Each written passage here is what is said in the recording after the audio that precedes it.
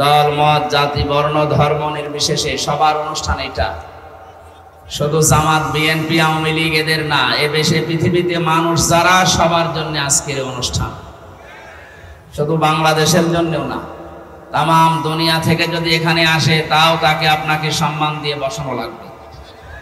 এলাকার মানুষের জন্য সারা দুনিয়ার 750 কোটি মানুষ এখন কোরআনের ইজ্জতে তারা আপনাদের মেহমান। ওয়াইন আহাদুম মিনাল মুশরিকিন ইস্তাজারাকা ফাআজিরহু হাত্তা ইয়াসমাআ কালামাল্লাহ সুম্মা আবলিগহু মা মানা। আল্লাহ বলেন, যদি মুশরিকরাও আসে কোরআন শুনতে, হে নবী সম্মানজনক জায়গা দেবেন তাদেরকে, শোনা হয়ে গেলে বাড়ি পর্যন্ত নিরাপদে পৌঁছিয়ে দেবেন। সুতরাং এই অনুষ্ঠান যারা সাজিয়েছেন অনেক বড় একটা কাজে আঞ্জাম দিয়েছেন। আজকে দল মত নির্বিশেষে যারা আসলাম খুশি হয়ে বলছি আলহামদুলিল্লাহ। পৃথিবীতে যত কথা হয় আর যত কথা হবে, সবচাইতে উত্তম কথা, সত্য কথা, আল্লাহর কথা। মান ক্বালা বিহি সাদাকা, যারা কোরআন দিয়ে কথা বলে, আল্লাহ বলেন নবীজির মাধ্যমে যে তারা সত্য কথা বলে। সুবহানাল্লাহ। যেন আমরা কথা যা বলবো এখান থেকে কোরআনের কথা অ্যাডভার্টাইজ করা হবে, এখান থেকে ডেলিভারি হবে ইনশাআল্লাহ। কোরআন হাদিসের বাইরে আমরা কথা বলতেও রাজি না, শুনতেও রাজি না। এই কথা বলে না কেন? আমান হাকামা বিহি আদালা, যারা কোরআন দিয়ে বিচার ফায়সালা করে, এরা ন্যায় বিচার কায়েম করতে পারে। এই বাংলাদেশ এখনো কোরআনের বিচার যেহেতু কায়েম নেই, এজন্য আমরা ন্যায় বিচারের তুলনায় অবিচার বেশি পাচ্ছি। আরে 15.5 বছর তো ইতিহাসই পাল্টিয়ে ফেলেছে। মানুষকে বিচার ব্যবস্থায় যে এইরকম নিজস্ব করে রাখে, দুনিয়ার কোন দেশে এটা নেই, শুধু বাংলাদেশ ছাড়া। সুতরাং যারা এটা করেছিলেন তাদের এই শাসানো বিচারে তাদের এখন বিচার করা যাবে। 165টা মামলা হয়েছে যিনি পালিয়েছে তার নামে। আপনারা জানেন আমার নামে মাত্র 2টা মামলা ছিল। 3টা বছর বিনা কারণে এই মিথ্যা মামলা দিয়ে ওরা আমার জেলে রেখেছে। 2টায় যদি 3 বছর হয়, 165টায় কয় বছর হওয়া লাগবে? এরপরও যে উনি মাঝে মাঝে বলে যে আমি পাশে আছি, চট করে চলে আসবো, আপনার লজ্জা আছে? আমি সারা দেশের মানুষকে বিনা কারণে 2টা 3টা 5টা 7টা, আমি জেলখানায় এক একজনের মামলার সংখ্যা শুনতাম 313টা 533টা। কি গো, কি গণনা করে কি করি মামলা? আমারা বলছিল যে আমরা যা বলতে বলি এগুলো যদি না বলেন তাহলে 50টা মামলা দেওয়া হবে। বলেন সুবহানাল্লাহ। এইটাই চলছিল দেশে। এর একটাই মাত্র কারণ, কোরআনে কারিমের বিচার ব্যবস্থা এই দেশে ছিল না। কথা বলেন ঠিক কিনা? সুতরাং আমরা চাই এদেশে যদি নবীর এই কথা অনুযায়ী ন্যায় বিচার, অবশ্যই কোরআন ছাড়া বিকল্প কিচ্ছু নেই। আপনি যাই মনে করেন আর যাই বলেন। কি আরম্ভ করেছে দেখতে পাচ্ছেন? হ্যাঁ, মাছের বাজারে তো এত আওয়াজ হয় না। এই দিনের বেলার মাহফিল যেখানে যেখানে আছে কেটে দেবেন। বেকার বেকার এসে সময় নষ্ট হয়। আমি যে কথা বোঝাতে চাই এভাবে বোঝানো যাবে? কি আরম্ভ করেছে এরা? ওই জায়গায় পিঠের উপরে বাড়ি দিয়ে বসিয়ে দেওয়া যাচ্ছে না?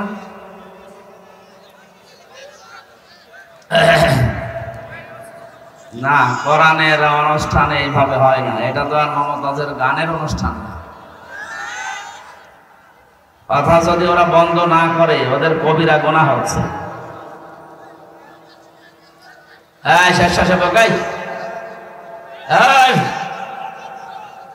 কি অবস্থা?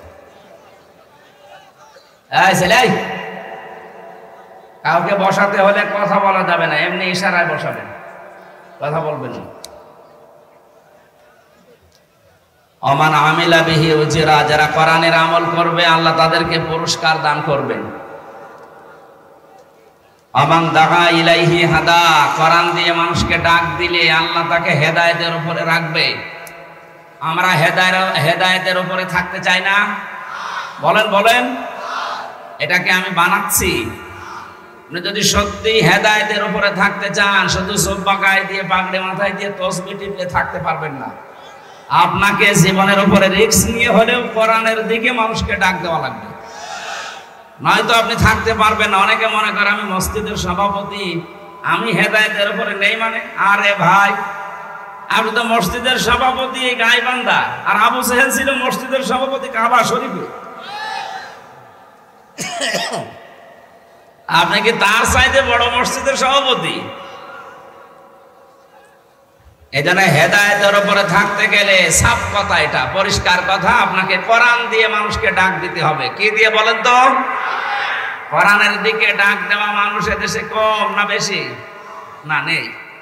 অধিকাংশ মানুষ আমরা কোরআন দিয়ে ডাকতে জানি না, কারণ তো জানি না ডাকবো কি দিয়ে। নবীজিকে এজন্য আল্লাহ জানিয়েছেন, ইয়া আইয়ুহার রাসূল বাল্লিগ মা উনসিলা ইলাইকা মির রাব্বিক। হে রাসূল, আপনাকে আমি যে কোরআন নাযিল করলাম এটা আপনি প্রচার করেন। মানুষকে যদি ডাক দিতে চান, আপনি কোরআনের দিকে ডাকবেন।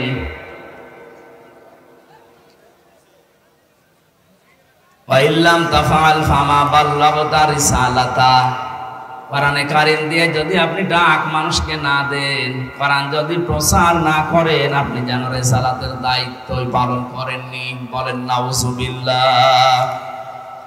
যার জীবনে রিসালাতের দায়িত্ব পালন হয়েছে পুঙ্খানুপুঙ্খানু 100 ভাগ গ্যারান্টি পাওয়া গেছে তার সাথীদের কাছ থেকে।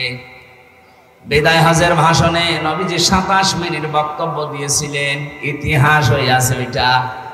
কিয়ামত পর্যন্ত মানুষ এই ভাষণের কুল কিনারা করতে পারে না। সুবহানাল্লাহ বলতে পারেন ভাই? আমরা অনেকেই 1.5 ঘন্টা 2 ঘন্টা 5 ঘন্টা কথা বলি, আমাদের কথায় কোনো মাল থাকে না। অথচ নবীজির মাত্র 27 মিনিট কি বলেছিলেন এমন, এই 27 মিনিটে কিয়ামত পর্যন্ত মানুষ চিন্তা ভাবনা করে এখনো শেষ করতে পারেনি, পারবেও না। এটা আমাদের কথা হোক অল্প, এখান থেকে শিক্ষা যেন আমরা বেশি বের করতে পারি। আল্লাহ সেই তৌফিক আমাদের দেন, বলেন আমিন। তাহলে আমার মূল কথা ছিল কোরআনে কারীম প্রচার করা লাগবে। নির্দেশ কার? আরো জোরে। উনি যে প্রকাশ করেছিলেন এটা প্রমাণ সাথীরা দিয়েছে। বিদায় হজের ভাষণে বলেছিলেন, আল্লাহ আমাকে যা দিয়েছে আমি কি তোমাদের কাছে এটা পৌঁছাতে পেরেছি? 1,14,000 মানুষ তার সামনে ছিল, সবাই এক বাক্যে জবাব দিয়েছে, হে রাসূল আপনি শুধু প্রচার করেননি, প্রমাণ করে হাতে কলমে দেখিয়ে দিয়েছেন। তিনি আকাশের দিকে আঙ্গুল তুললেন, যেই জায়গায় দাঁড়িয়ে শেষ ভাষণ দিয়েছিলেন, এই জাবালে রহমতের উপরে দাঁড়িয়ে নবীজি মুহাম্মদুর রাসূলুল্লাহ আরশের দিকে হাত তুলে বললেন, মাবুদ তুমি সাক্ষী থাকো, এরা সবাই আজকে ঘোষণা দিচ্ছে যে আমি পৌঁছিয়ে দিয়েছি, তা না আমি শিখিয়ে দিয়েছি। তুমি দয়া করে কিয়ামতে এই দায়িত্ব সম্পর্কে আমাকে আর জিজ্ঞাসা করবা না। কুল্লুকুম রাঈন ওয়া কুল্লুকুম মাসউলুন আন রাইয়াতিহি। পৃথিবীর প্রতিটি মানুষ দায়িত্বশীল, যে যেই দায়িত্বে আছে কিয়ামতে আল্লাহ তাকে ওই দায়িত্ব সম্পর্কে প্রশ্ন করবে। এটা জন্মের পর থেকে আমরা অনেকে শুনেছি। আল্লাহর কসম যদি এটা আজ বাস্তবে আমরা যে যে জায়গায় আছি দেখাতে পারতাম, এই বাংলাদেশে আজ ঋণের বোঝায় জর্জরিত এখন, এইটা আমাদের দেখতে হতো না। নবীজি নবুয়ত পাওয়ার পরে যেদিন বাড়িতে এসেছিলেন, এই ভালো করে শুনবেন, আমি গতানুগতিক কথা বলি না, কানে হাত দিয়ে সুর করে আমি মুসা নবীর কাহিনী ধরবো 2 ঘন্টা, আপনি শুনলেন, বাড়ি যাওয়ার সময় মুসা এ পুরুষ না মহিলা বলতে পারেন না, ওটা আমার দরকার নেই। আপনি 5 মিনিট শোনেন, যেন 10টা শিক্ষা সেখান থেকে পাওয়া যায়। কথা বুঝতেছেন? স্ত্রীকে বলেছিলেন, সাম্মেলুনি সাম্মেলুনি ইয়া খাদিজা, হে খাদিজা আমি ভয় পেয়েছি, আমাকে ঢেকে দাও। হযরতে খাদিজাতুল কুবরা ওই দিন বলেছিলেন, হে আমার স্বামী ভয় পাবেন না। তিনি কিন্তু মুসলমান ওই সময় হননি, কারণ এখনো পর্যন্ত ইমানের দাওয়াত পাননি। এই কারণে তিনি ইব্রাহিম নবী আলাইহিস সালামের ধর্ম মেনে চলতেন, তিনি হানিফ। হযরত আবু বকর, ওয়ারাকা ইবনে নাওফেল, খাদিজাতুল কুবরা রাদিয়াল্লাহু তাআলা আনহা সহ অনেকগুলো মানুষ ওই জামানায় প্রকাশ্য তারা মূর্তি পূজা করেনি, কিন্তু হানিফ, দ্বীনে হানিফ মেনে চলতো তারা। তিনি যেহেতু এখনো শেষ নবীর ঈমানের দাওয়াত পাননি, এজন্য বলেছিলেন, হে আবুল কাসেম, হে কাসেমের পিতা, আপনি ভয় পাবেন না। কাল্লা, কখনোই না। আল্লাহি, আল্লাহর কসম, মা ইউখজিকাল্লাহু আবাদান, ওই আল্লাহর কসম দিয়ে বলছে, কখনো আল্লাহ আপনাকে অপদস্থ, অপমান, ভয় এগুলো দেখাবেন না। ভয় দেখাতে পারে যে বিষয়গুলো দিয়ে, ওইগুলো আপনার কাছে আসবে না। এক নম্বরে জিন, পরি, ভূত, পেতনি যা বলি আমরা, এগুলো দিয়ে আপনাকে আল্লাহ ভয় দেখাতে পারেন না। আপনাকে লাঞ্ছিত, অপমানিত, অপদস্থ করবেন না। আপনি কেন ভয় পান? কথা বলার আগেই হযরতে খাদিজা গ্যারান্টি দিয়েছিলেন, কাল্লা, কখনোই না। প্রশ্ন আসতে পারে, তিনি তো মুসলমান এখন হয়নি, আল্লাহর নাম ডাকলেন কি করে? দেখেন, এতটুকু একটা বাক্যে হযরতে খাদিজা 2 বার আল্লাহর নাম উচ্চারণ করলেন। কাল্লা, আল্লাহি, মা ইউখজিকাল্লাহু আবাদান। কয়বার বলেন না কেন? তিনি এখনো মুসলমানই হননি, ঈমানের দাওয়াতই পাননি। ওই দ্বীনে হানিফ ইব্রাহিম আলাইহিস সালামের ওই ধর্ম অনুসরণ এভাবে আসছিল, পাই টু পাই উনি ওইটা মানতেন। অথচ ঈমানের দাওয়াত না পেয়েই তিনি ছোট বাক্যে আল্লাহকে 2 বার স্মরণ করলেন। বাংলাদেশে বহু মানুষ আছে 14 বার হজ করেছে, এখনো পর্যন্ত আল্লাহর নাম নিতে কেমন যেন করে। পৃথিবীতে সবচাইতে বড় আল্লাহর নাম যেটা, আল্লাহু আকবার, এর চাইতে বড় নাম আছে আর? বলেন বলেন। এই শব্দটার সাথে অনেকের বিরোধ। এই শব্দটা 15.5 বছরে বহু মানুষ বলার চেষ্টা চালিয়েছে, অথচ এই বিদায় নেওয়া জালেমেরা এই শব্দটাকে বলেছে এটা জামাত ইসলামের শব্দ। আমি নিজের মুখে হাসান মাহমুদের নাম কে দিয়েছে আমি জানি না, এর নাম হবে হাসাও মাহমুদ, খালি হাসায়।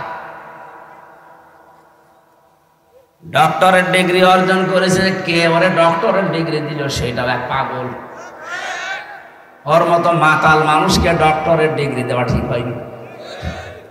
15.5 বছরে যারা এই জালেমকে সবচাইতে বেশি নাড়াচাড়া দিয়েছে, তার ভেতরে এই লোকটা একটা। এখন সুর পাল্টিয়েছে।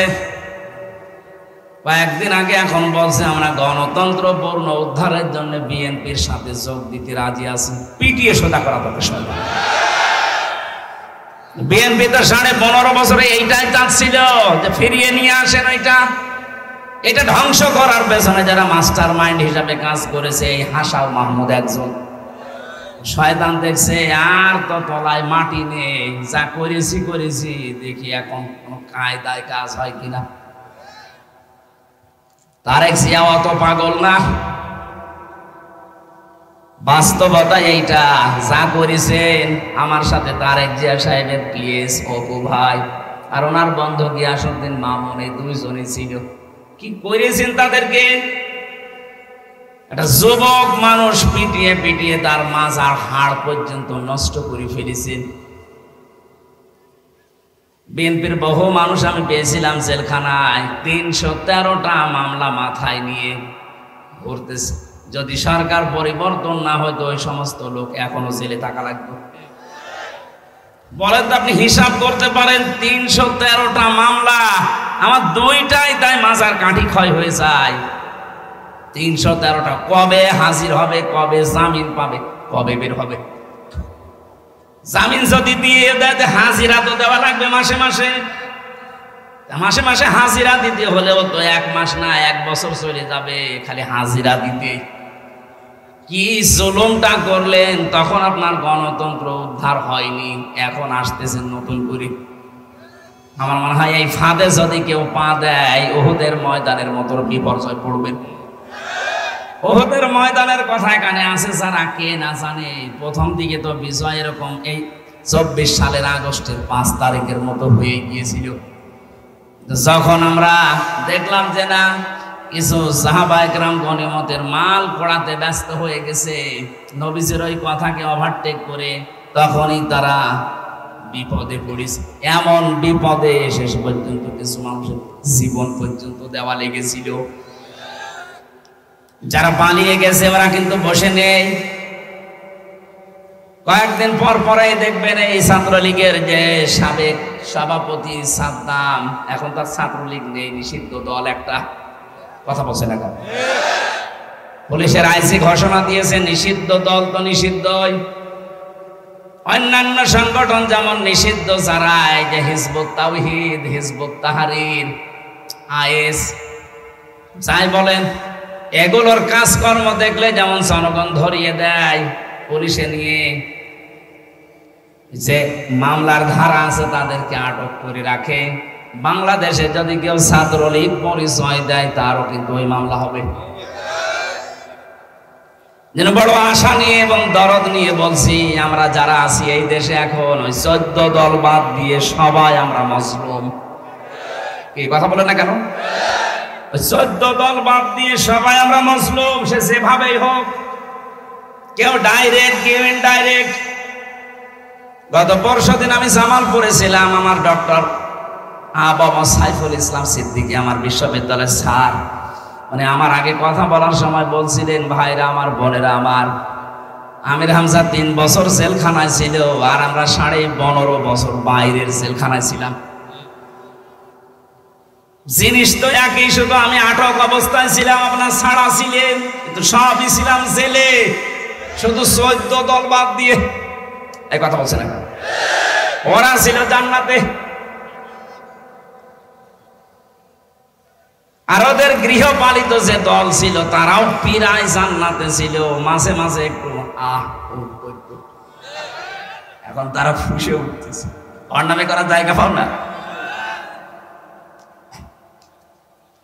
আহ্বান জানাবো, এই 14 দল বাদ দিয়ে বাকি আমরা যা আছি এই দেশে সব যেহেতু মজলুম, আর এই দেশটা এখন উহুদের ময়দানের মতো কায়েম হয়ে গেছে, বিজয় এসেছে, এটা টিকিয়ে রাখার জন্য নবীর ওই কথাকে অক্ষরে অক্ষরে পালন করা লাগবে। সিমেন্টেড হয়ে যাওয়া লাগবে মায়ের সন্তানের মতো। অন্তত মুসলিম যারা সব এখন এক। যদি আবার আপনি দুনিয়ার কোন স্বার্থের দিকে মুখ ফিরান, দেখবেন বিপর্যয় চলে এসেছে। আর এই যে সুযোগ আল্লাহ করে দিয়েছেন, এইটা যদি একবার হাত ছাড়া করে ফেলেন, অন্তত 100 বছরের ভেতরে আপনি এই দেশকে পিছিয়ে ফেলবেন। আমার এখানে মূল শিক্ষা দেওয়ার বিষয় ছিল এইটা। খাদিজাতুল কুবরা রাদিয়াল্লাহু তাআলা আনহা, তিনি মুসলমান হননি, কিন্তু বাক্য বলতে গিয়ে আল্লাহর নাম বললেন কয়বার? আরো জোরে। আপনার কি হয়েছে? আপনি মুসলমান দাবি করেন, বাবা মা মুসলমান, আপনি আল্লাহু আকবারের শব্দ বলতে চান না কোন কারণে? এটা তো আমি নিজে বানাই, নিসরা বানি ইসরাইলের শেষ শব্দ এটা, ওয়াকাব্বিরহু তাকবীরা। তোমরা যদি তাকবীর দাও ভগবানের নামে দিবা। কার নামে? ওয়াকাব্বিরহু তাকবীরা। বলেন আল্লাহু আকবার। নবীজি কম্বল গায়ে দিয়ে শোয়া ছিলেন, নবীজিকে ডাক দিলেন, ইয়া আইয়ুহাল মুদ্দাফির, হে কম্বলওয়ালা, ওম দাঁড়িয়ে যান, ফাআনজির, মানুষদেরকে সতর্ক করেন। নবীজি বললেন, আমি কাকে দিয়ে সতর্ক আরম্ভ করব? বিশ্ব নবীকে আল্লাহ কোরআনে কারিমে আয়াত দিয়ে জানিয়েছিলেন, ওয়ানজির আশিরাতাকাল আকরাবিন। হে নবী, আপনার সতর্ক করা লাগবে নিজের নিকট আত্মীয় স্বজন দিয়ে। এবার আল্লাহ তাকে ডাক দিয়েছিলেন, যখন আপনার নিকট আত্মীয় স্বজনকে সতর্ক করবেন, আপনি রব্বাকা ফাকাব্বির, আপনি রবের নামে তাকবীর দেবেন। কার নামে? ও বাংলার মুসলমানের রেকর্ড হচ্ছে, শুধু এই গাইবান্ধা সুন্দরগঞ্জ এটা নেই, এটা এখন লাইভ চলছে, তামাম দুনিয়ার মুসলমানরা দেখতেছে। আমি বাইরের দেশগুলোতে গিয়ে দেখেছি, আমাদের এই অনুষ্ঠানগুলো যখন লাইভ হয়, ওইগুলো ওই দেশের ভাষায় রূপান্তরিত হয়ে ওরা ইংরেজিতে, কেউ উর্দুতে, কেউ হিন্দিতে দেখতেছে। আমরা যেমন বাংলায় কথা বললে বুঝি, ওরা ওই ভাষায় রূপান্তর করে শুনতে পাচ্ছে। 175 কোটি মুসলমান এখন আমার সামনে, তামাম দুনিয়া মিলে 257টা রাষ্ট্রে কম বেশি যেখানে মুসলমান আছে, 175 কোটি সামনে নিয়ে আমি আহ্বান জানাচ্ছি, আল্লাহ পাক বাদ দিয়ে কারো বড়ত্বের ঘোষণা দিতে আমরা রাজি না। জীবনে তাকবীর যদি দিয়ে থাকেন বলবেন আল্লাহু আকবার। এই কথা বলেন না কেন? এই কথার সাথে একমত নেই আপনি? এটা যদি কেউ দ্বিমত করে, ওর জানাজার নামাজ দরকার নেই, কারণ আমি জানাজার নামাজ পড়াবো কি দিয়ে? আল্লাহু আকবার না, এইটাই মানে না। এই শব্দের ভেতরে সূক্ষ্ম দুইটা জিনিস আছে। প্রথম, আল্লাহু আকবার নেই, আল্লাহু আকবার আছে। আকবার শব্দটাকে ভেঙে আমি যত টুকরা টুকরা করতে পেরেছি, আমি কয়েকটা জিনিসের ভেতর থেকে পেয়েছি। 1 নম্বরে সূরা বাকারা, 2 নম্বর পারার 4 নম্বর পৃষ্ঠা 3 নম্বর লাইনে এই আয়াতে আছে ব্যাখ্যায় দেওয়া, আন্নাল কুওয়াতা লিল্লাহি জামিআ, সব ক্ষমতার উৎসকে। আরো জোরে। এখানে কত মানুষ আমরা বসে আছি আমার আশপাশ দিয়ে, এ মানুষের এখনো পর্যন্ত বিশ্বাস এইটা যে ক্ষমতায় বসাতে পারে জনগণ না, এটা আল্লাহু আকবারের সাথে মেলে না, এর সাথে সাংঘর্ষিক। ক্ষমতায় বসাতে পারে শুধু আল্লাহ। এক কথা বলেন না কেন? আপনি আল্লাহু আকবার বলে নামাজ পড়বেন, এর বাস্তবে নিয়ে যাবেন না। আপনার ওই সেজদা নেওয়ার জন্য কি আল্লাহ বসে আছে? আল্লাহ দেখতে চাই আপনি আল্লাহু আকবার ঠিক রাখেন কিনা। সুতরাং যারা এই বিশ্বাসে এখনো আছেন ক্ষমতার উৎস জনগণ, আপনি কিন্তু বাস্তবিক অর্থে মুশরিক। কারণ আল্লাহ যেটা পারে ওইটা অন্য কেউ পারে, এই বিশ্বাস করার নাম শিরিক। আর শিরিক যারা করে তারা মুশরিক। নেন আমার ভুল ধরেন, আমি যে পর্যন্ত বললাম এ পর্যন্ত ভুল ধরেন তো দেখি। ভুল যদি ধরতে না পারেন আমাকে এই মুহূর্তে মেনে নেওয়া লাগবে। আপনি নিজেও কোরআন হাদিস চিন্তা ভাবনা করে পড়বেন না, কেউ বললে আপনি মানবেনও না। কি হয়েছে কি আপনি বলেন, কি হয়েছে? আপনি জাহান্নামে যাবেন আর আপনাকে আমি যেতে দেব মানে? আপনি আমার ভাই, 6টা হক আছে আপনার উপর আমার। আপনি জাহান্নামে যেতে চাইলেও আমি দিতে চাই না।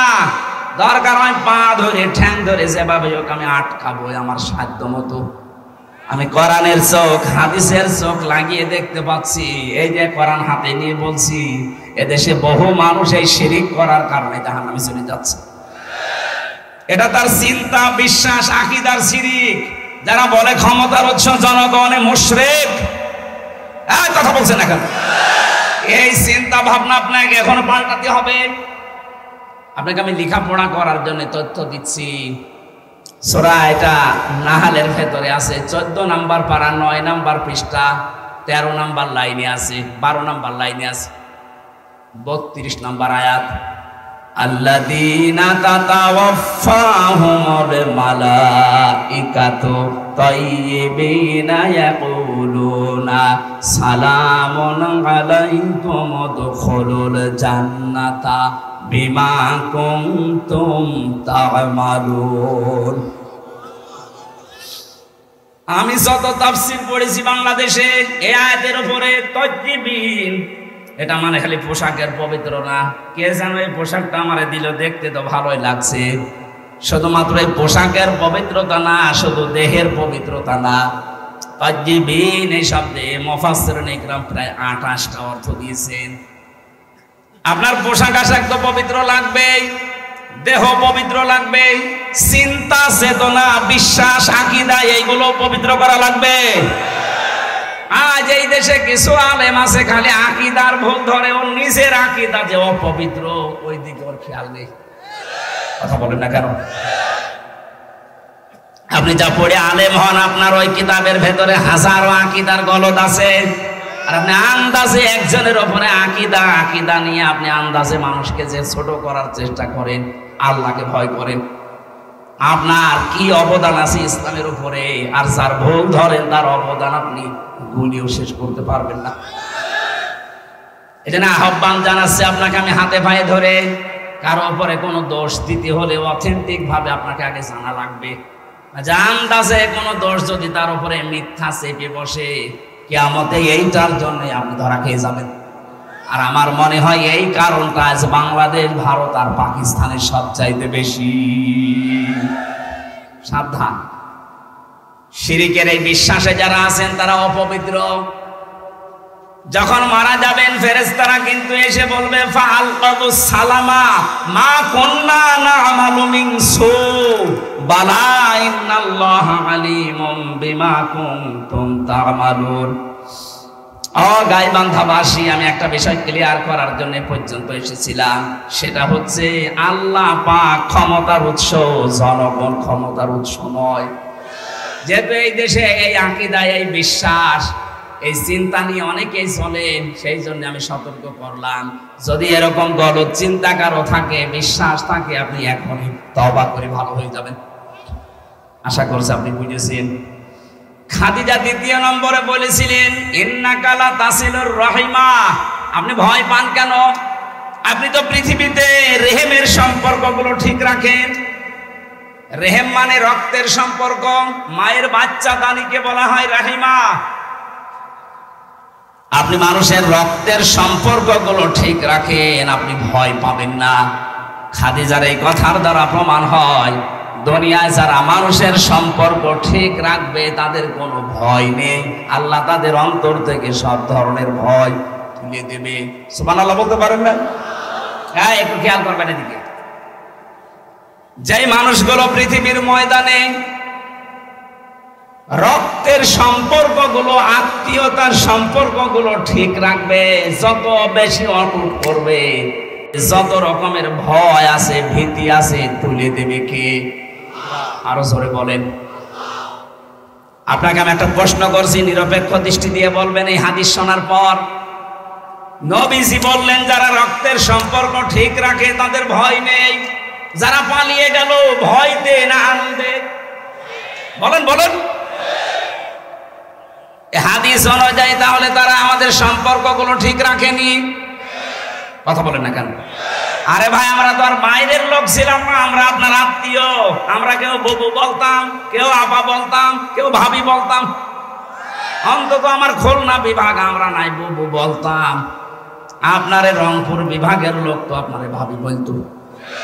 কথা বলেন না কেন? আপনি ভাবি হয়ে দেবরদেরকে রেখে পালিয়ে চলে গেলেন, অবশ্যই আপনি সম্পর্ক ঠিক মতো রাখেননি। এই হাদিস অনুযায়ী তো তাই হয়, যারা রক্তের সম্পর্ক ঠিক রাখে না তাদের ভেতরে ভয় তৈরি করে দেয় কে? এত ভয় পেয়েছেন দুপুরের খাবার খাবেন সে সময় পেলেন না। অন্তত গোপন জিনিসগুলো যদি লুকিয়ে রাখতেন তাও তো দেবরদের এখন মুখ থাকতো। আপনাদের এই বিভাগের মান সম্মান নষ্ট করে ফেলেছে। এমন এমন জিনিস ছেলে মেয়েরা যা পেয়েছে ওকে দেখানোর মতো। মুরব্বী মানুষ, কি বলবো, একটা হাজি সাহেব। কিন্তু দুঃখ পাচ্ছি এই 4-5 দিনের ভেতরে উনি এখন বিশ্বের বিভিন্ন মোড়ল, বিশেষ করে ট্রাম্প, আল্লাহরে অলি, এ পাশ করার পরে দেখছি কারো কারো যৌবন ফিরে এসেছে। উনি অনেকে এটা ছড়াচ্ছে যে আমি নির্বাচিত ছিলাম, আমাকে উৎখাত করা হয়েছে। এটা ডাহা মিথ্যা কথা। এই 15.5 বছরে নির্বাচন হয়েছে কোনো শয়তানও বলতে পারবে? আপনি যদি ঘোড়াকেও জিজ্ঞাসা করেন যে ভাই আপনি তো ঘোড়া, বলেন তো এই 15.5 বছরে কি নির্বাচন বাংলাদেশে হয়েছে? ও হাসবে। ঘোড়া যদি আশপাশে পান জিজ্ঞাসা করে দেখেন, ঘোড়া পর্যন্ত হাসে। আর আপনি এখন বিশ্বে ছড়াচ্ছেন আমি নির্বাচিত ছিলাম। মান সম্মান দেশের যা ছিল আপনি আরো ডোবাচ্ছেন। কারণ সারা বিশ্বের এখনো অনেকেই জানে যে এই দেশে তো নির্বাচন হয়নি। কথা বলে না কেন?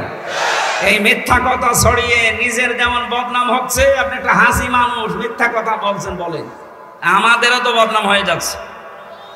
সারা দুনিয়া মনে করবে যে বাংলাদেশে যারা বাস করে ওরা মনে হয় এরকম মিথ্যাবাদী। কি ওই প্রভাব পড়ে না? আমি এই রমজানে উমরায় ছিলাম, মদিনা থেকে একটা গাড়ি ভাড়া করলাম ওই যে বদরের ময়দানে আবু জাহেলের কবর দেখতে যাওয়ার জন্য। শুনি নাম শুনি ওনা দেখে আসি তো। গাড়ির ভাড়া মাড়াঠি মেটানোর পরে আমার বলছে, ইয়া হাজি অল হজ্জাত আইনা বিলাদুকা, ও হাজি দেশ কোথায়? যেহেতু মেন বাংলাদেশ। ওই মদিনার বাসিন্দা, আমি বাংলাদেশ থেকে এসেছি। আমি যেই বলেছি যেহেতু মেন বাংলাদেশ, আমার বলছে হারামি। হারামি বলেন মানে? বলছে আপনাকে বলি না, আপনার দেশে যে দায়িত্বে আছে ওরে বলিস। ঠিক আছে, আপনি বলেন, আপনার সাথে আমি আর 2 লাইন বেশি বলছি, বলেন। তখনও এ দেশটা স্বাধীন হয়নি রমজানে। আমার মনে হয় এখন গেলে আর হারামি ডাক শোনা লাগবে না। কিন্তু এই কয়েকদিনে আপনি যা করছেন, আবার দেখেন কোন দেশে যে আবার হারামি শোনা লাগে কিনা আল্লাহ জানে। এত মিথ্যা কথা বলে আপনি কি কি করতে পারবেন? তাম দুনিয়া যেখানে জানে যে 15.5 বছরে বাংলাদেশে নির্বাচন হয়নি, কোন মুখে বলেন যে আমি নির্বাচিত ছিলাম, আমাকে উৎখাত করা হয়েছে? আমার 33 বছর বয়স, 18 বছর থেকে ভোট দেওয়া আরম্ভ করলো, আমি 3 বার ভোট দিতে পারি। 1 বছর নয় জেলে ছিলাম, আমি পাইনি। বাকি 2 বার তো পাওয়ার কথা। একবার 154 জন আনার রাস্তায় করে ফেললে, আর একবার দিনের ভোট রাতে করে ফেললে। দিনের ভোট যে রাতে হয়েছে এটাকে আমি বানিয়ে বললাম?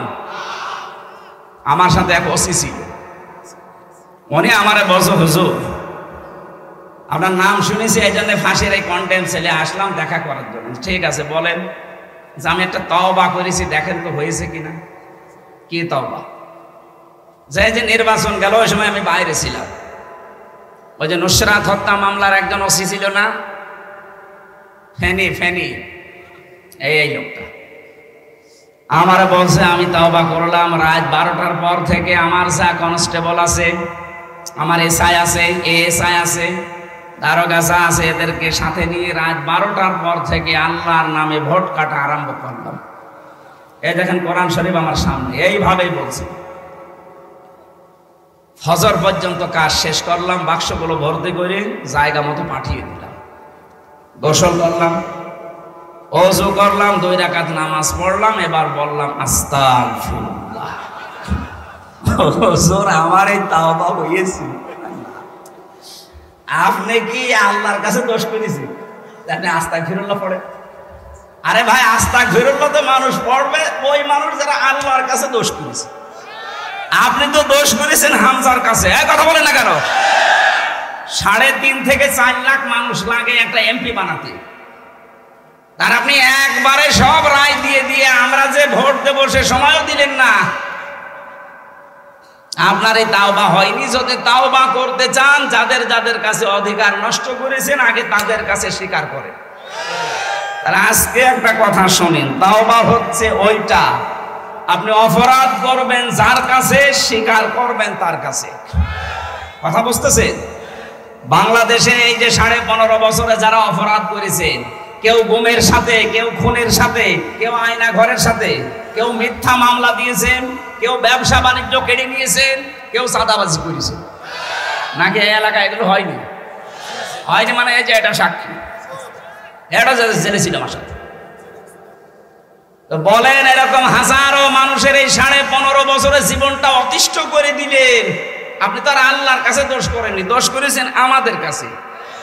এখন যদি বলেন আমি আস্তাগফিরুল্লাহ পড়বো না, আপনার মাফ হবে না। আপনি আগে এই 18 কোটি মানুষের কাছে যান, বলেন যে আমি ভুল করে ফেলেছি।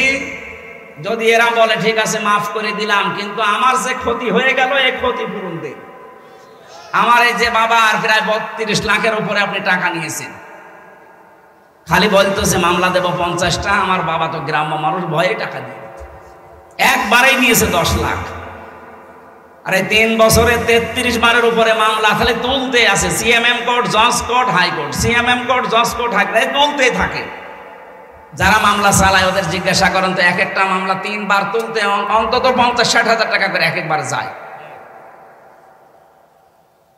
এই টাকাগুলো নিয়েছেন, এখন বলছেন আস্তাগফিরুল্লাহ। মাঝে মাঝে এখন আমার এই যে মামলার যে আয়ু আছে, মামলা যেহেতু আমার সব খারিজ হয়ে গেছে, আমারে বলছো হুজুর আমারে মাফ করে দিন। মাফ আমি করবো, আগে টাকা ফেরত দিন।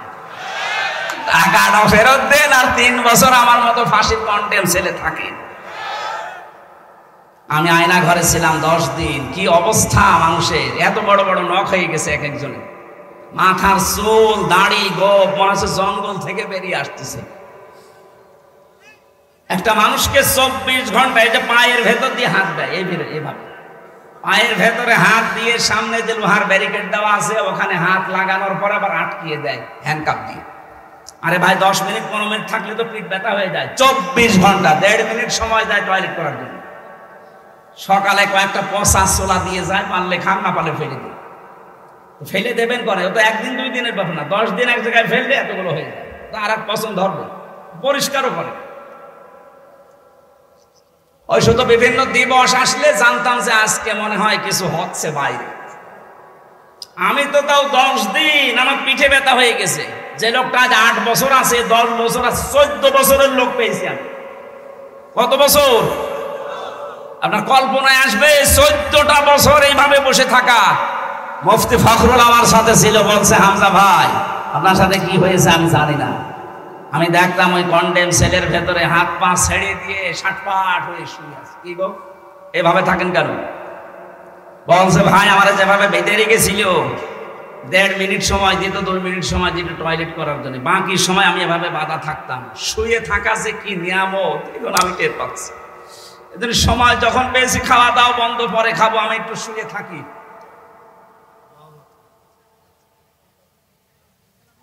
কেউ কেউ এই আঙ্গুল দিয়ে, এত বড় বড় নখ, আঙ্গুল দিয়ে খুশিয়ে খুশিয়ে দেওয়ালের সাথে লিখে রেখেছে মোবাইল নাম্বার দিয়ে, ভাই যদি একটু বাইরে যেতে পারে এই নাম্বারে একটু জানাবেন যে আমি বেঁচে আছি। আমি 14 বছর হয়ে গেল দুনিয়া আছি জানি না, অথচ মাথার উপর দিয়ে গাড়ি ঘোড়া মানুষ চলাফেরা করছে। ঢাকার বুকে হালকা হালকা আওয়াজ পাওয়া যায়। মানুষ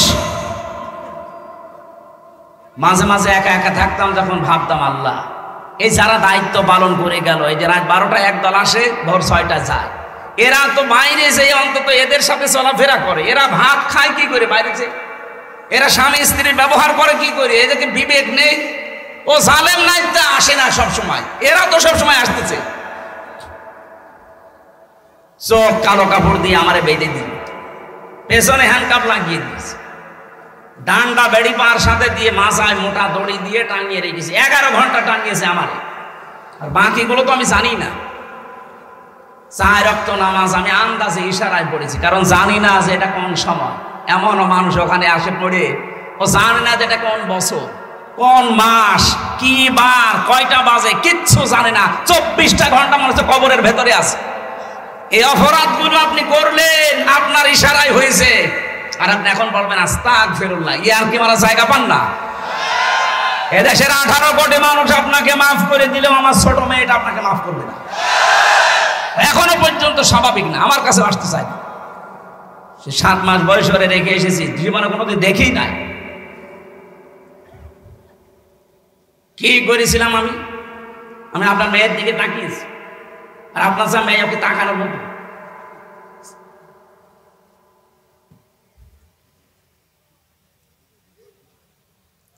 এই জন্য যারা আছে অপরাধের সাথে জড়িত ছিলেন, মাপ পাওয়ার একটা রাস্তায় আছে, কোনো আস্তাগফিরুল্লাহ হবে না। একটা রাস্তা খোলা আছে, যার কাছে অপরাধ করেছেন তার কাছে যে স্বীকার করেন। কারো ব্যবসা বাণিজ্য 15 বছরে করতে দেননি, চাঁদাবাজি করেছেন, ঘর ভেঙে দিয়েছেন, এই কথা বলছেন এখন। আরে বাংলাদেশের সুন্দরগঞ্জে তো আরো বেশি হয়েছে।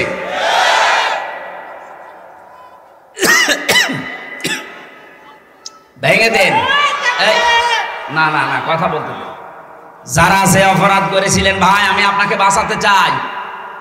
ওই ভণ্ডামি মার্কা কথা, ওই প্রতারণামূলক কথা বলে আন্দাজে আপনাকে নিঃশ্বাস দিয়ে না, আমি বিশ্বাস করাতে চাই আপনি মুক্ত হতে পারবেন।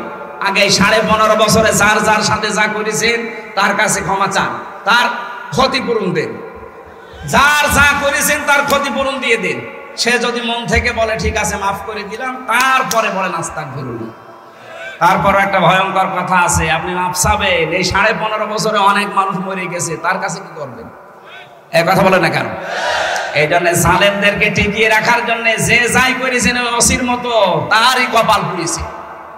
আল্লাহ আমাদের হেফাজত করুন, বলেন আমিন। রক্তের সম্পর্ক যারা ঠিক থাকে না, তারা লাঞ্ছিত হয়, অপমানিত হয়, অপদস্থ হয়, ভয় তাদেরকে ঘিরে রাখে, এই জন্য পালিয়ে গেছে। ওনার কোন রক্তের সম্পর্ক ঠিক নেই। এ বিভাগে বাড়ি তার, শ্বশুর বাড়ি তার। স্বামীর সাথে যা করেছে আপনি তার আত্মজীবনী পড়েন। আমার মনে হয় স্বামীটা যে বেঁচে ছিল মরা মানুষ হয়ে বেঁচে ছিল। কোন কপালে আল্লাহ এই রংপুর বিভাগে পুত্রবধূ বানিয়েছিল আল্লাহ জানে। আর বিভাগ পায়নি বাংলাদেশে। 2 নাম্বার কথাটা বলার জন্য আমি এ পর্যন্ত এসেছিলাম। তাহমিলুল কাল্লা, এদিকে তাকা। নবীজি বলেন যে মানুষটা, আমার স্ত্রী আমাকে শোনাচ্ছে, স্বামী আপনি ভয় পাবেন না, কারণ আপনি মানুষের বোঝা বহন করেন। কিসের বোঝা? কষ্টের বোঝা, ঋণের বোঝা, দুঃখের বোঝা, এগুলো আপনি বহন করেন, হালকা করে দেন, আপনি ভয় পাবেন না। এই খাদিজাতুল কুবরার কথা যারা বোঝা যায়, যারা মানুষের বোঝা হালকা করে দেয়, মানুষের বোঝা যারা বহন করে, তাদের আল্লাহ পাক দুনিয়ার ভয় তুলে দেয়। অথচ আপনি কি করলেন? আবু সাইদ সহ 3732 জন মানুষ আপনার ইশারায় হোক আর ইনডাইরেক্ট হোক দুনিয়া থেকে বিদায় নিয়ে চলে গেল। কথা বলেন না কেন? 2780 জন মানুষ এখন হাসপাতালে কাতরাচ্ছে। কারো হাত নেই, পা নেই, চোখ নেই, অন্ডকোষ উড়ে গেছে। আমার কুষ্টিয়ায় দেখলাম। এই মানুষগুলো তার পরিবারের জন্য, সমাজের জন্য, দেশের জন্য বোঝা না? বলেন বলেন। আপনি তো পালিয়েই গেলেন, এই বোঝা দিয়ে গেলেন কেন? আপনার দলের লোক এত টাকা পয়সা মারিং কাটিং করে বাইরের দেশে পাঠিয়েছে, ঋণ বিশাল বোঝা দিয়ে গেলেন, এই দেশে ঋণের বোঝা। এখন এই দেশে কেউ জন্ম নিলে তার মাথায় 1 লাখ টাকা ঋণ। কিসের উম্মত দাবি করবেন আপনি? নবীজি বলেন আমি আমার উম্মতদের বোঝা হালকা করি, আর এমন উম্মত বোঝা আমাদের ভারী করে দিয়ে গেল। কথা বলে না কেন? সুতরাং যারা মানুষের বোঝা বহন করা দূরের কথা, বোঝা হালকা দূরের কথা, আরো বোঝা বাড়িয়ে দেয়, কষ্টের বোঝা, দুঃখের বোঝা, ঋণের বোঝা, সে নবীর উম্মত হওয়ার দাবি করতে পারে না। 15.5 বছরে বহু পরিবারে বিভিন্ন কষ্টের, দুঃখের, হতাশার বোঝা আপনারা দিয়েছেন। যার পরিবারে 10টা মামলা দিয়েছেন, তার জীবনে যে কি একটা বোঝা আপনি দিয়ে গেলেন, সে ছাড়া আর কেউ বোঝে না। আমি 2টা মামলায় জর্জরিত হয়ে জীবন শেষ করে ফেলেছি। 8টা 10টা 15 20টা 100 150 200 500 33টা মামলা আমি পেয়েছি জেলখানায়। এক একজনের কি বোঝা দিয়ে গেলেন, কষ্টের, দুঃখের, হতাশার। আপনাকে আল্লাহ ঠিক এইভাবে বোঝা দেবে, অপেক্ষা করেন। আমি খাদিজাতুল কুবরার কথা তুলেছিলাম এই কারণে, যারা আজ মানুষের উপরে কষ্টের বোঝা, ঋণের বোঝা, দুঃখের বোঝা, হতাশার বোঝা দিয়ে গেল, তারা আবার দাবি করে মানবতার কথা বলে। এদের মুখে মানবতার কথা মানায়? আরো জোরে বলেন, মানায়?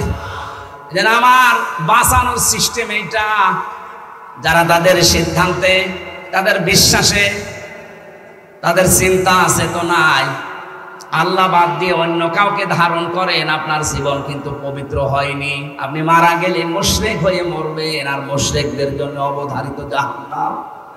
আপনাকে আমি বাঁচাতে চাই, আজকে থেকে বিশ্বাস পাল্টান। আপনি বলবেন ক্ষমতার উৎস জনগণ কে? আল্লাহ এই ছোট্ট বাক্যটা পুরো জীবনটাই পাল্টিয়ে দেবে আপনার।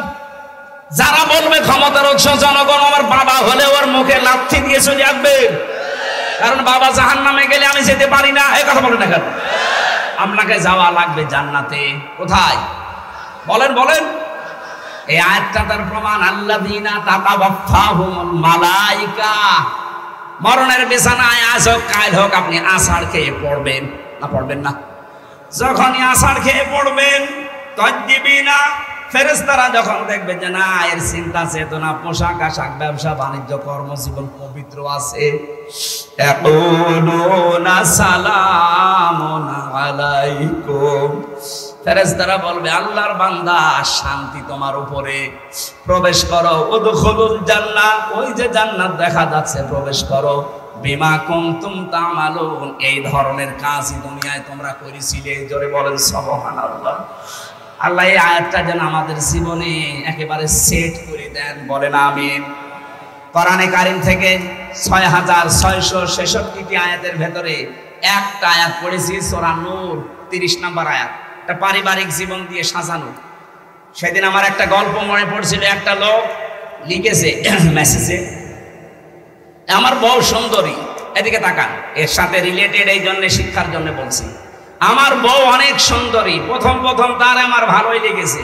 আমি অফিস ছুটি করে তাড়াতাড়ি শেষ করে বাড়িতে আসতাম, সময় দিতাম। কিন্তু একটা সন্তান হওয়ার পর থেকে আমার আর তার ভালো লাগে না। এই সেরাই দিকে তাকা, আমার আর ভালো লাগছে না, তার কাছেও যেতে মনে বলে না। অফিস শেষ করে এসেছে, যখন আমাকে চাহিদা দেয় তখন আমি বলি আমি ক্লান্ত, অথচ আমি ক্লান্ত না, আমি সব ঠিক আছে, কিন্তু আমার ভালো লাগে না।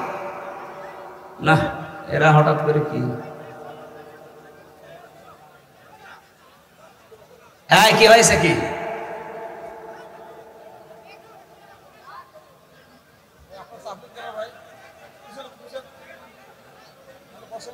না, এরা তো জায়গা মতো একটু ডিস্টার্ব করে। এই সমস্যা নাই,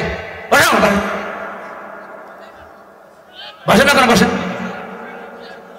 ওই জায়গায় বসেন, একটু সময় দিন, বসেন বসেন।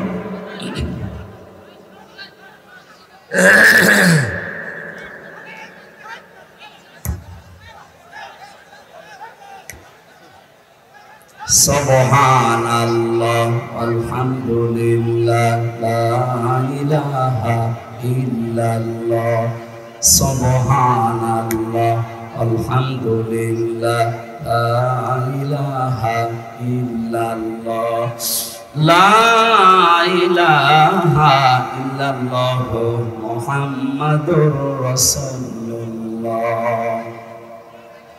উনি আমার এই লিখেছে যে ভাই কি করা যায় দেখেন তো, সব কিছুই আমার ভালো ছিল, হঠাৎ আমার পাল্টিয়ে পাল্টিয়ে এখন মন বলছে পরকীয়া প্রেম করি। আমার মন বলছে আমার এই বউটার কাছে আর সময় আমি না দেই, যেহেতু বাচ্চা হয়ে গেছে আমি ছেড়েও দিতে পারছি না। শুধু আশেপাশে চিন্তা আমার মনের ভেতরে, অনঙ্গ অর্ধ অলঙ্গ নাচ দেখে দেখে আমি সময় কাটাই। আমি ওনারা কয়েকটা পরামর্শ দিয়েছিলাম। প্রথমটা বললাম, এক কাজ করেন, সূরা নূর 30 নম্বর আয়াতটা একটু ফলো করবেন। যদি কথা দিতে পারেন আপনার এই রোগ আমি ভালো করতে পারবো। আমি উদাহরণ হিসাবে শুধু ওনাকে বলছি না, গায়ে বান্দার এই সব মানুষকে উদ্দেশ্য করে বলছি, যাদের আজ নিজের স্ত্রীর প্রতি আকর্ষণ নেই, অন্য মেয়ে লোকের প্রতি পরকীয়া প্রেমের আকর্ষণ বেড়ে যাচ্ছে, উলঙ্গ অর্ধ উলঙ্গ নাচ গান নিয়ে যারা সব সময় ব্যস্ত থাকতে মনে চাচ্ছে, বাইরের মেয়েদের প্রতি যাদের আকর্ষণ বেশি তাদেরকে বলছি। সূরা নূরে আল্লাহ ঘোষণা দিয়েছেন, কুল্লিল মুমিনিনা ইয়াগুদ্দু মিন আবসারিহিম ওয়া ইয়াহফাযু ফুরুজাহুম। জোরে বলেন আল্লাহু আকবার।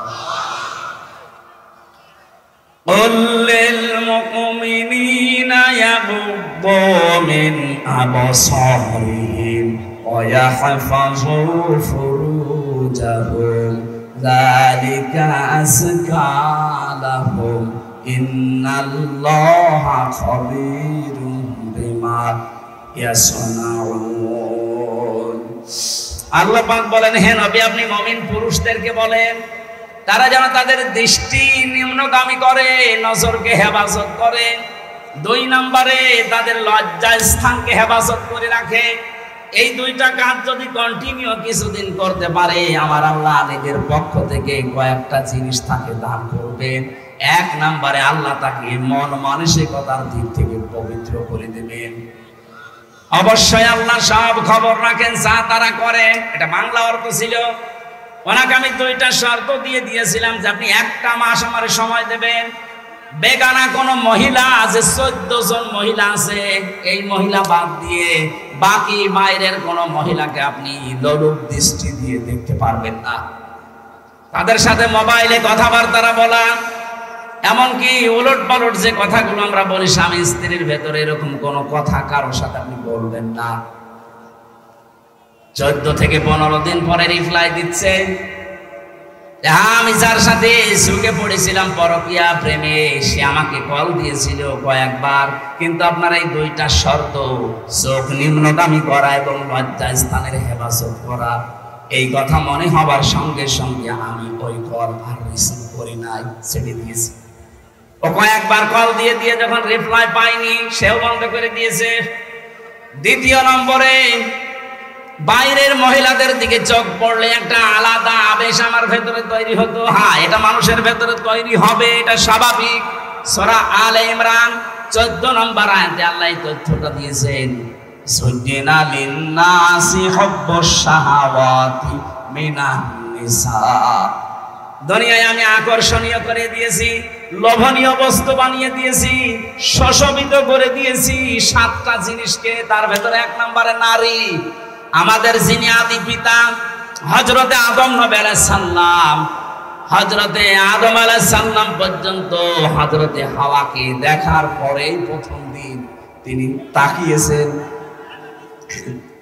এবং ধরতে গিয়েছিলেন। আল্লাহ পাক বলেছিলেন, না আদম, তাকানো যাবে না, ধরাও যাবে না। এটা নিষিদ্ধ জিনিসের প্রতি মানুষের আকর্ষণ, এটা কিন্তু সেই প্রথম দিক থেকে। ও আমাকে এইভাবে লিখেছিল যে কয়েকদিন দেখি মাঝে মাঝে যারই পড়ে চোখ, নিজের বোর ছাড়া ওটা আরো সুন্দর মনে হয়। এটা শয়তান জাল হিসাবে ব্যবহার করে আপনাকে ধোঁকা দেয় এই চোখকে। আমি খালি ওই 2টা কথা মনে করতাম যে আমার লজ্জা স্থানকে হেফাজত করা লাগবে আর চোখকে নিম্নগামী করা লাগবে। এই পদ্ধতি অনুসরণ করে দেখলাম না, ওদিকে আর মন যাচ্ছে না। বাড়িতে আসলাম, এই যে কিছুদিন, এই 14-15 দিনের ভেতরে মেয়েদের প্রতি আকর্ষণ আমার এই আমল করার কারণে সব যেন অদৃশ্য শক্তির কারণে নষ্ট হয়ে গেছে। বাড়িতে এসে স্ত্রীকে নাম ধরে ডাক দিলেন, ঈশা, নাম ছিল ঈশা। ডাক দেওয়ার পরে আমার কাছে এসেছে, তাকে আমি আদর যত্ন যতটুকু মায়া মহব্বত দেখানো দরকার দেখালাম। তাকে বললাম এই ঘটনা ঘটেছিল। শুকরিয়া আদায় করলাম আল্লাহর কাছে, মহান আল্লাহর 2টা ঔষধ মাত্র এই পুরুষ যারা আমরা আছি। এরপরে আয়াত আল্লাহ নারীদের কথা দিয়েছেন, ওয়াকুল লিল মুমিনাতি ইয়াগুদুনা মিন আবসারিহিন্না ওয়া ইয়াহফাযনা ফুরুজাহুন্না ওয়া লা ইবদিনা জিনাতাহুন্না ইলা আখিরি আয়াত। পুরুষ এবং নারীদের তাকানো এবং লজ্জা স্থানের সীমানা আমার আল্লাহ এই 2টা আয়াতের ভেতরে যেভাবে কমপ্লিটটা দেখলে নিজে আনন্দ পায়, কিন্তু অন্য দেখলে লজ্জা পায়, এমন দৃশ্য নেই। কথা বলে না কেন? এই দৃশ্য এখনই ডিলিট করে দেবেন আল্লাহর ভয়ে। 2 নাম্বার, আপনার লজ্জা স্থান যেখানে ব্যবহার করা দরকার ওই জায়গা বাদ দিয়ে বাকি কোনো জায়গায় ইচ্ছা জাগলেও জাগবেন না, সেখানে যেতে পারবেন না। আপনি সিদ্ধান্ত দৃঢ় যদি নেন, দেখবেন আপনার স্ত্রীর প্রতি মহব্বত বেড়ে যাচ্ছে। আল্লাহ নিষিদ্ধ জিনিসকে যদি কেউ বয়কট করে, বৈধ জিনিসের প্রতি আল্লাহ তার আকর্ষণ বাড়িয়ে দেয়। সুবহানাল্লাহ বলতে পারেন না? আমরা আজ পরকীয়া প্রেমের দিকে ঝুঁকি এই কারণে, উল্টাপাল্টা জিনিস বাইরে দেখতে দেখতে চোখকে আল্লাহ নষ্ট করে দিয়েছে। তখন আপনার আসল জায়েজ জায়গাগুলো আর ভালো লাগে না। আমি সহ যারা এখানে এসেছি, পারিবারিক জীবনটা যদি সত্যি জান্নাত বানাতে চান, আপনার এই চোখের দৃষ্টিটা ঠিক করবেন এবং লজ্জা স্থান যেটা এটা হেফাজত করে রাখবেন। আমি সহ যারাই আসলাম, আল্লাহ আয়াতটা আমাদের জীবনে সেট করে দাও। এটা নারী এবং পুরুষ উভয়ের জন্য সমান। এখনো পর্যন্ত মোবাইলে যাদের বান্ধবীর নাম্বার আছে, যাদের প্রক্রিয়া প্রেমিকার নাম্বার আছে, এক্ষুনি ডিলিট করে বাড়ি যাবেন। এখন থেকে মরণ পর্যন্ত কল দিয়ে দিয়ে মরে গেলে আর কল ধরবেন না। আমার মনে হয় এই এলাকায় রোগ নেই। সত্যি করে এই প্যান্ডেলের নিচে কোরআনের মঞ্চের উপরে দাঁড়িয়ে বলেন তো, পরকীয়া প্রেমী আছেন কারা? হাত তোলেন তো। আলহামদুলিল্লাহ। যাক, এই এলাকার মনে হয় লিটনের ফ্ল্যাট নাম দিয়েছে মানুষ, মনে হয় এমনি না। আপনারা গাইবান্ধার সুন্দরগঞ্জ কিন্তু অনেকে চেনে না, কিন্তু লিটন সাহেবকে সারা দুনিয়া চেনে। যে কাজের জন্য চেনে সেটাই তো বলছিলাম, আর আপনারা বলছেন না। তার মানে একই মিথ্যা কথা নাকি? আশা করছি এইরকম গোনার কাছে কেউ থাকলে দুনিয়া আখিরাতে 6টা ক্ষতি হয়ে যাবে। আপনার চেহারার উজ্জ্বলতা আল্লাহ নষ্ট করে দেবে, ইবাদত বন্দেগী কবুল হওয়া বন্ধ হয়ে যাবে, মরণের সময় বেঈমান হয়ে মরবেন, ঈমান পাবেন না। আল্লাহ আমাদের পারিবারিক জীবনের যে 2টা ঔষধ দিলে, আমি সহ প্রত্যেকে আজকে থেকে চোখের হেফাজত করব। যেখানে দেখা জায়েজ নেই, জীবনে যত কিছু মন চা এখন তো আর তাকাবো না। দেখবেন 8-10 দিন 15 দিন এভাবে ব্যয় করেন। উনি তো 40 দিনের টার্গেট দিয়েছিলেন, 15 দিনের ভেতরে আপনাকে আল্লাহ সংশোধন করে দেবে। আর লজ্জা স্থান এইটা যেন যেখানে সেখানে ব্যবহার না হয়, যেখানে যাওয়া দরকার ওই জায়গায় দেবে। আল্লাহ আমাদের তৌফিক দিন, আমিন। আমার মনে হয় নামাজ আর 2-3 মিনিট আছে, আপনারা এখনই নামাজ পড়ে নেবেন। আমি জেলখানায় বসে বসে বই লিখতাম। ওই যে গাড়ি আছে, পুরুষদের জন্য ওখানে বই পাওয়া যায়, মেয়েদের জন্য আছে। শিক্ষিত মানুষরা যাওয়ার সময় ওই গাড়ি থেকে নিয়ে যাবেন। অনেকগুলো তথ্য দিয়েছি, কাজে লাগবে ইনশাআল্লাহ। অবশ্যই নিয়ে যাবেন। মেয়েদের জন্য আছে কি